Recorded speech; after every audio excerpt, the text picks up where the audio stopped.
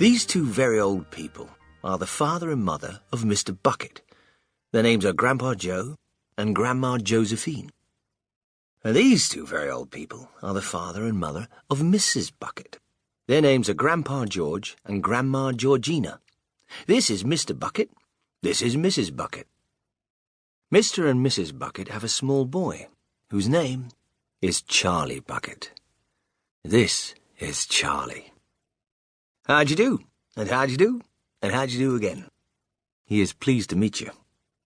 The whole of this family, the 6 grown-ups, count them, and little Charlie Bucket, lived together in a small wooden house on the edge of a great town.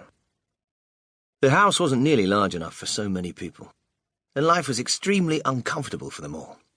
There were only 2 rooms in the place altogether, and there was only 1 bed. And the bed was given to the 4 old grandparents because they were so old and tired. They were so tired, they never got out of it. Grandpa Joe and Grandma Josephine on this side, Grandpa George and Grandma Georgina on this side. Mr. and Mrs. Bucket and little Charlie Bucket slept in the other room upon mattresses on the floor.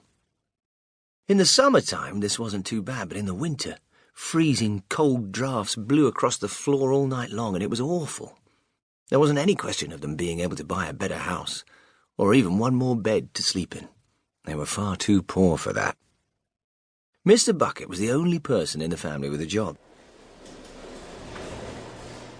He worked in a toothpaste factory, where he sat all day long at a bench and screwed the little caps onto the tops of the tubes of toothpaste after the tubes had been filled.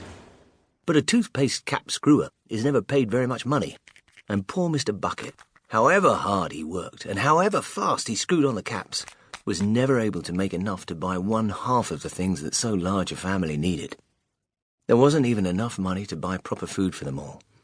The only meals they could afford were bread and margarine for breakfast, boiled potatoes and cabbage for lunch, and cabbage soup for supper. The Sundays were a bit better. They all looked forward to Sundays because then, although they had exactly the same, everyone was allowed a second helping.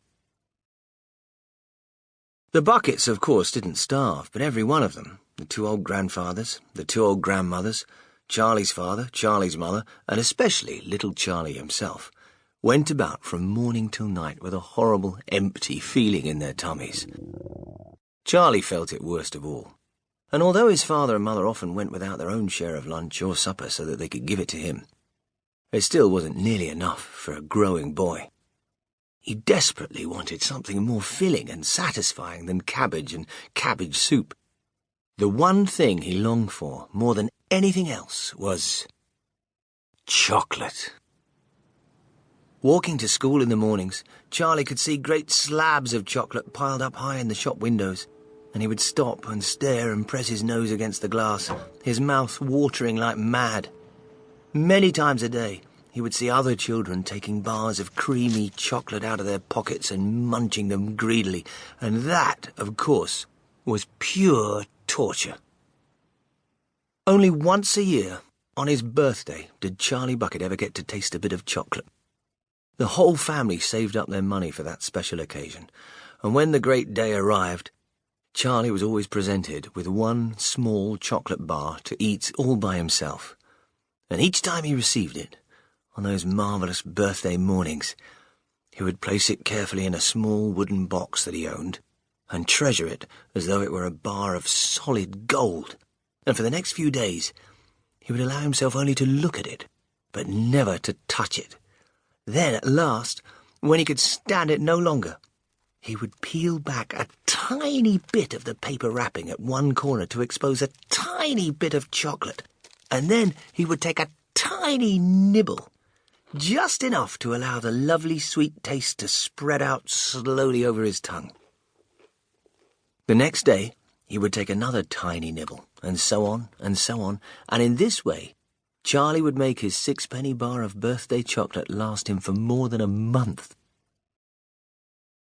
But I haven't yet told you about the one awful thing that tortured little Charlie, the lover of chocolate, more than anything else.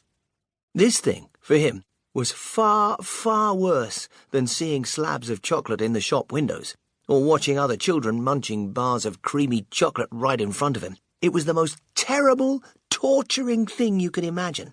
And it was this. In the town itself, actually within sight of the house in which Charlie lived, there was an enormous chocolate factory.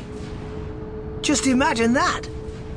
And it wasn't simply an ordinary, enormous chocolate factory either. It was the largest and most famous in the whole world.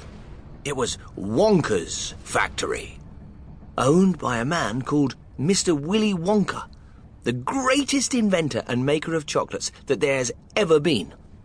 And what a tremendous, marvellous place it was. It had huge iron gates leading into it, and a high wall surrounding it, and smoke belching from its chimneys, and strange, whizzing sounds coming from deep inside it. And outside the walls, for half a mile around in every direction, the air was scented with the heavy, rich smell of melting chocolate. Twice a day, on his way to and from school, little Charlie Bucket had to walk right past the gates of the factory, and every time he went by, he would begin to walk very, very slowly. And he would hold his nose high in the air and take long, deep sniffs of the gorgeous chocolatey smell all around him. Oh, how he loved that smell! And oh, how he wished he could go inside the factory and see what it was like.